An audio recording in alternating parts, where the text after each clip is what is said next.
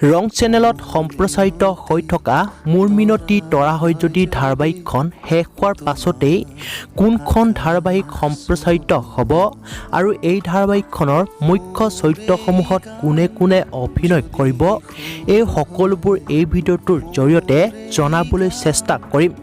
গতিকে বৌলকচোন দেৰি নকৰি ভিডিঅ'টো আৰম্ভ কৰোঁ। মোৰ মিনতি তৰা হয় যদি ধাৰাবাহিকখন শেষ হোৱাৰ পাছতেই অনুৰাগিনী নামৰ ধাৰাবাহিকখন সম্প্ৰচাৰিত হ'ব। এই ধাৰাবাহিকখন ৰূপকমল হাজৰিকাদেৱৰ দ্বাৰা পৰিচালিত।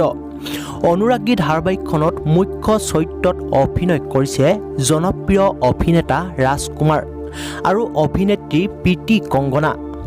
আৰু এই মেগা চিৰিয়েলখন অহা নৱেম্বৰ মাহৰ পৰা আৰম্ভ হ'ব।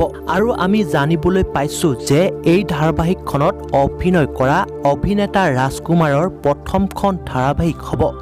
এতিয়া বাৰু আপোনালোকে এই ধাৰাবাহিকখন চাবলৈ কিমানে এক্সাইটেড হৈ আছে তলৰ কমেণ্ট বক্সত কমেণ্ট কৰি জনাবচোন। আৰু লগতে এনেকুৱা ধৰণৰ আপডেটসমূহ সকলোতকৈ আগত পাই থাকিবৰ বাবে প্লিজ চেনেলটো ছাবস্ক্ৰাইব কৰি ল'ব।